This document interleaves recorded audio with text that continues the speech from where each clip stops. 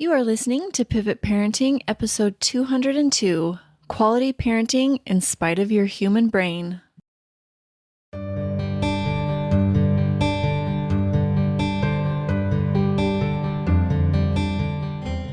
Welcome to Pivot Parenting, the place where we recognize when your parental role needs to shift and how to do it. I'm your host and parenting expert, Heather Frazier.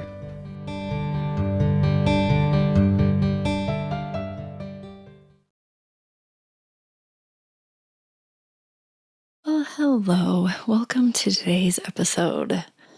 How are you doing? How was your weekend? This past weekend, I was with some girlfriends, and it was so fun. There's something about having a girlfriend weekend that just fills you up and makes you happy in a unique and irreplaceable way. I hope that you have girlfriends like this. Husbands and men are fantastic and irreplaceable also in their own way. But girlfriends, they're a fun time. And I want to invite you to come party and have a weekend with me.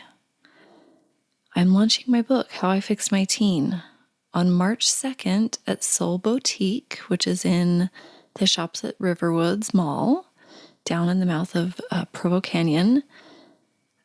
I am hosting a book launch party, and I want you to come. It's from 11 a.m. to 1 p.m. It's on a Saturday, so grab your girlfriends and come hang out with me. There's also really great restaurants in the Riverwoods, so you can grab a burger or chicken. There's Kneaders. There's all kinds of good stuff.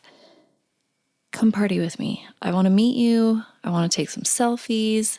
I want to give you lots of fun gifts and swag, including Soul Boutique is offering everybody 20% off an item, which they don't often have sales, so you definitely want to seize this opportunity. And if you come, even if you don't buy my book, I'm giving everybody the audio version.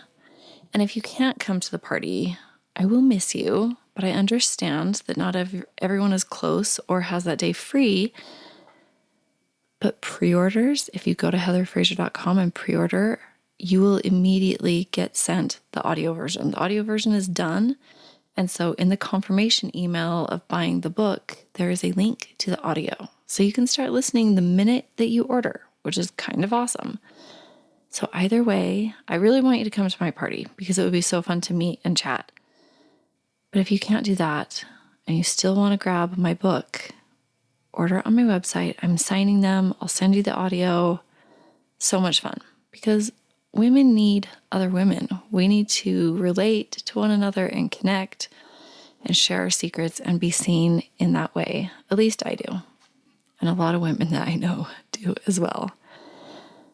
Today, I'm going to talk about tricks, sneaky little tricks that our brains pull on us that sabotage our parenting.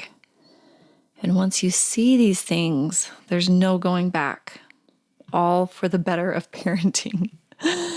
And I see it all the time with my clients, not patients, my clients. And sometimes I even catch myself midway falling for these little brain tricks that our brains pull on us. And I don't want you or I to fall for them any longer. And so I want you to be aware of them so you don't fall victim to your subconscious any longer. And there's 10 of them that I want to talk about today. There's obviously a lot more than that, but these are 10 really common ones that I see. Number 1 is our nervous system shenanigans. And our nervous system is really valuable and helpful, and we need it. Sometimes it's sneaky and sabotages us. This is from unhealed wounds, thinking what is currently dangerous based off of past experiences. So this can sound like dating is scary, and so you micromanage your daughter. Or pulling basically anything from your past that maybe you haven't worked all the way through and redirecting it back onto your teen. So this can be that driving is scary and dangerous, or dating or friends, moving out. I just want you to know their experience is different than yours. And as parents, it's our job to heal our wounds and work through our past so that their child can get their own. Honestly, our kids are going to be wounded by friends and situations. We want them to be safe so we can teach them practical principles, right? Like, don't single date anybody that you've never met. Drive yourself to where you're going to meet with them. Don't drink drinks that people have just handed you. There are certain things we can do to be intelligent, but we don't want to put our traumas onto our child.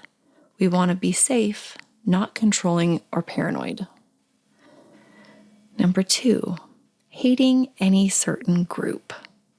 This just isn't nice.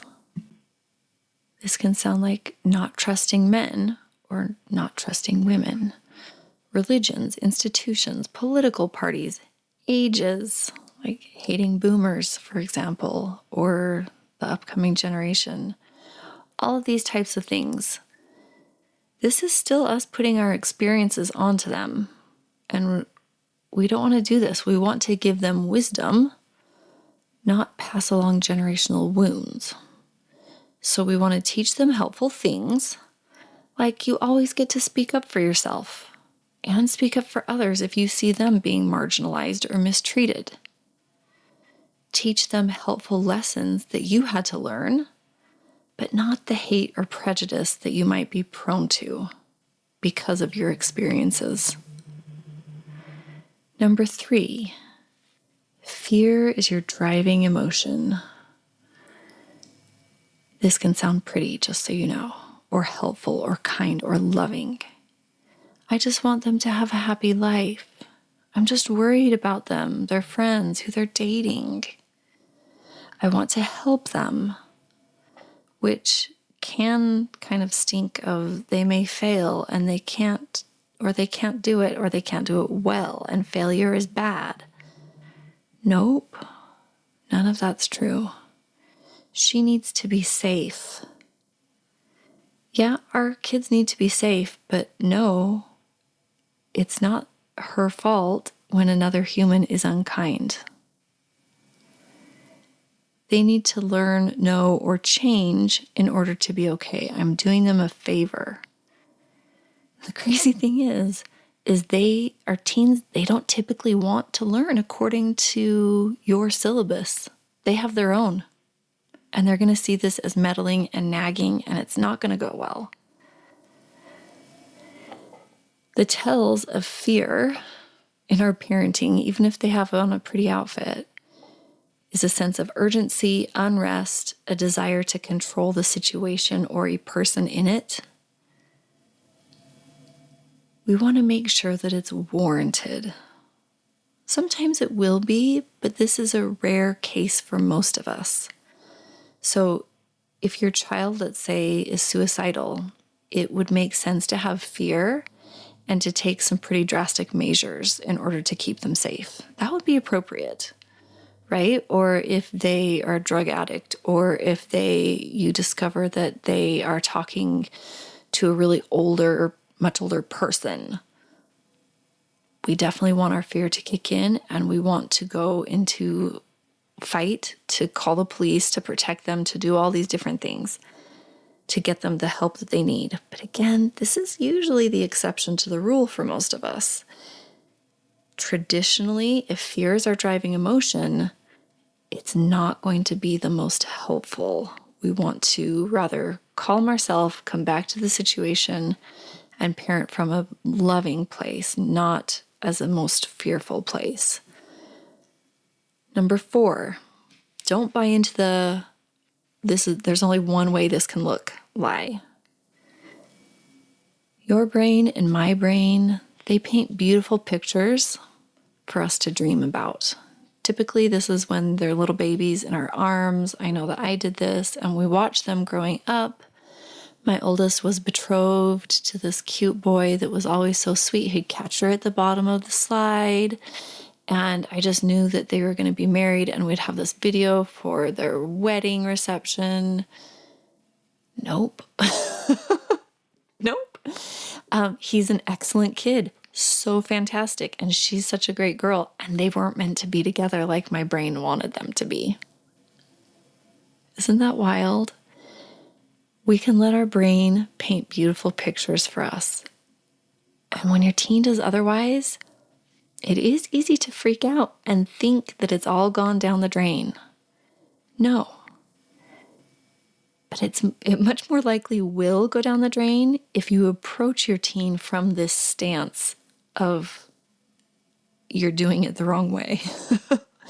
Actually, a big portion of my book, How I Fix My Teen, is around this parenting struggle, because we all do it. We think that we have the best life pictured for them.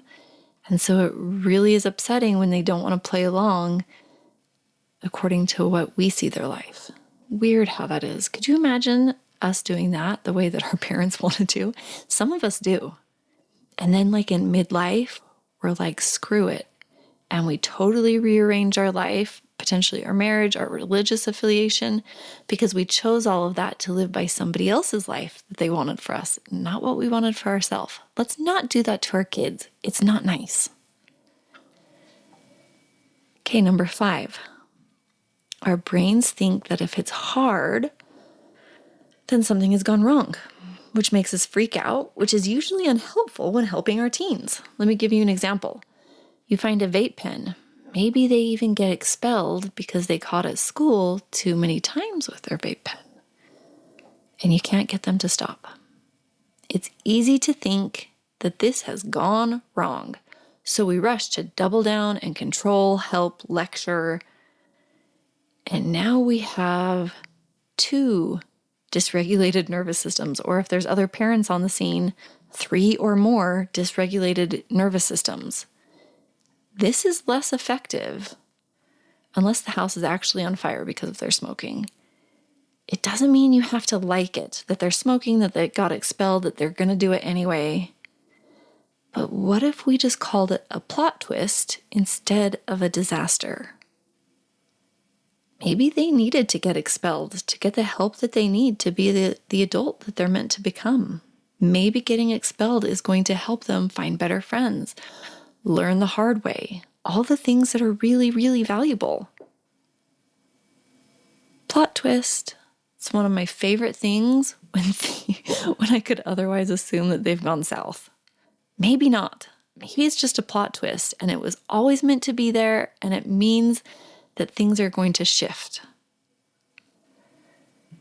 Number 6, the wrong, right, good, bad, me against them stance our brains subconsciously take when we feel any kind of a threat.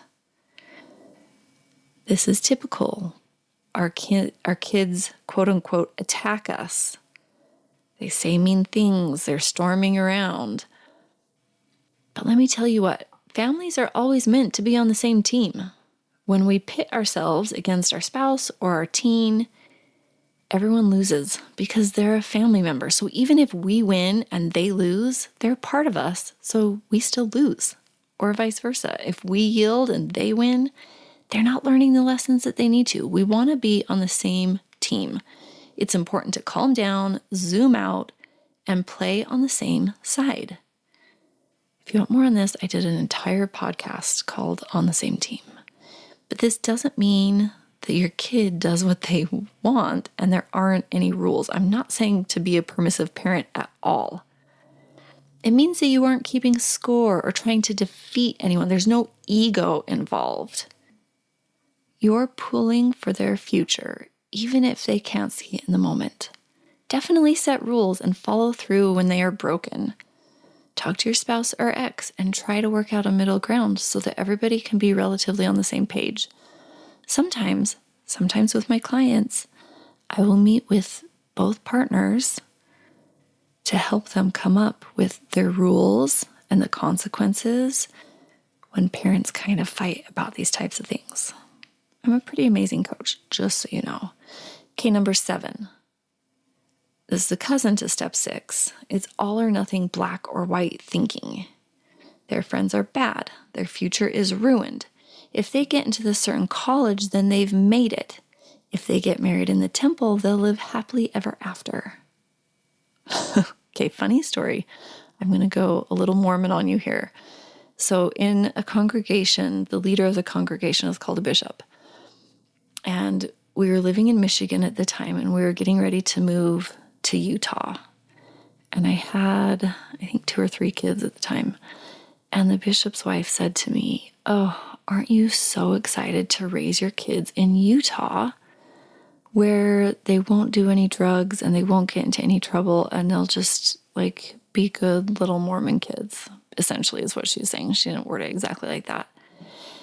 And having grown up in Idaho and lived in Utah before, I just thought, she is completely out of touch. Like, there's just as many problems with the youth in Utah as there is in any other state, right? Like, there's still weed, there's still sex, there's still like all the things.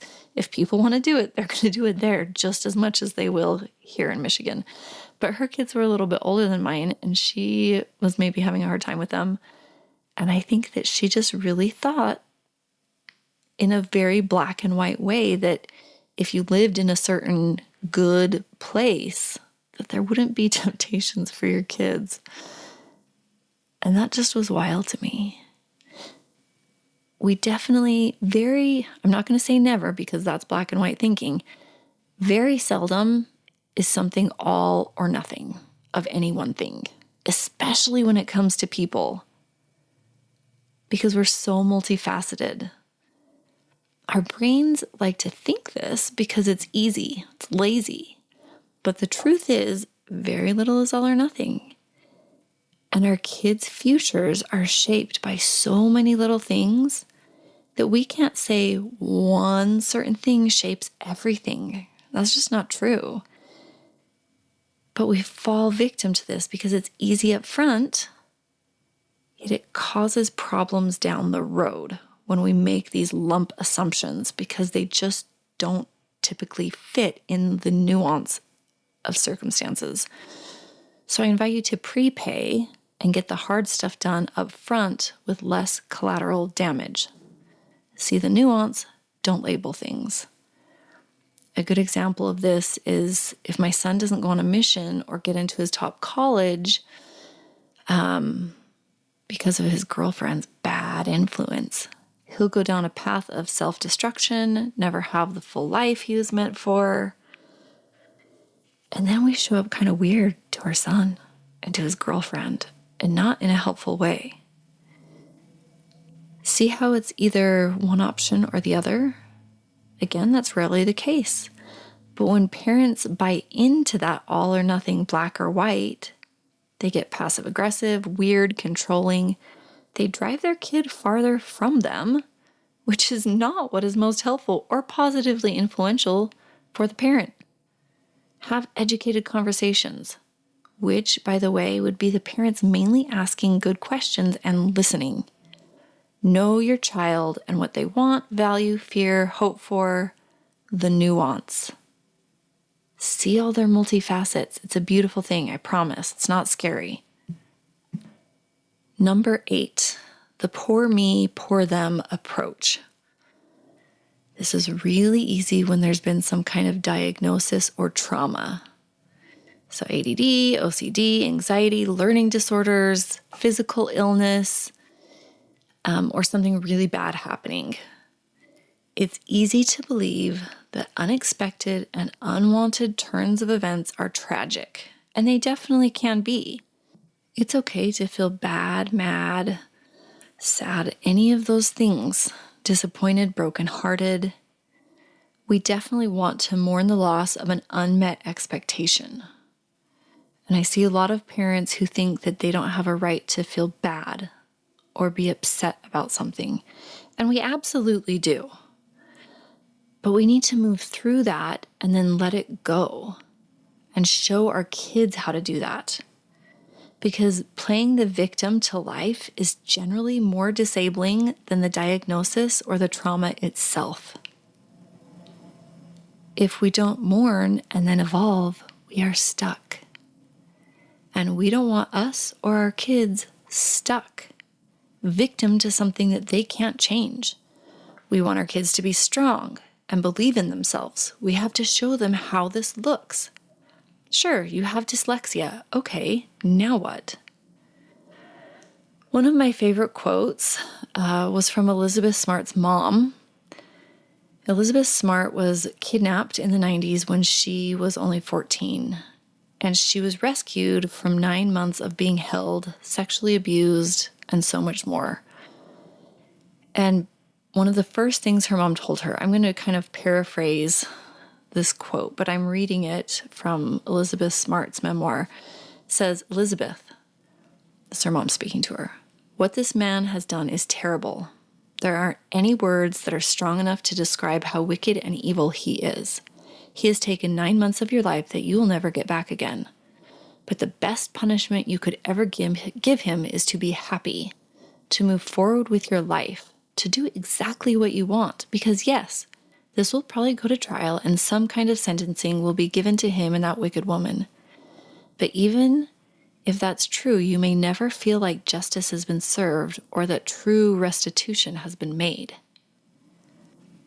She goes on to say, you don't ever have to think about them again. Be happy, Elizabeth, just be happy. If you go and feel sorry for yourself, if you dwell on what has happened, if you hold on to your pain, that is allowing him to steal more of your life away. So don't do that. Don't you let him. There is no way he deserves that. Not one more second of your life. You keep every second for yourself. You keep them and be happy. God will take care of the rest. Okay, my friend, most of us will not deal with something so abhorrent as what Elizabeth Smart and her family had to endure. But the lesson is valuable for us all. We all get handed things we don't want. Don't let them control or dictate our happiness. Your brain wants to play the victim.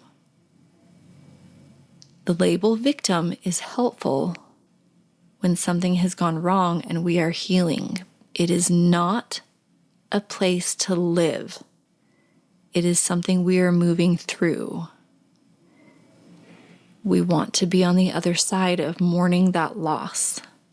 We want to move through it, grow, heal, release it, gain the strength and the skills, whatever the diagnosis is or the event.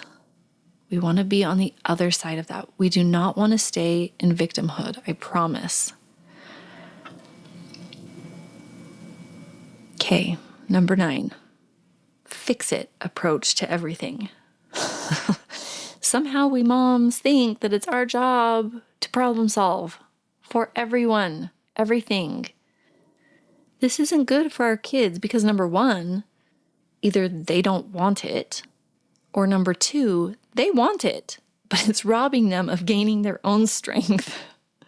Okay, we want to help. We want to mentor. Yes. Let them take the lead and learn the ropes of figuring out what they want to fix or work on, and then how to go about it.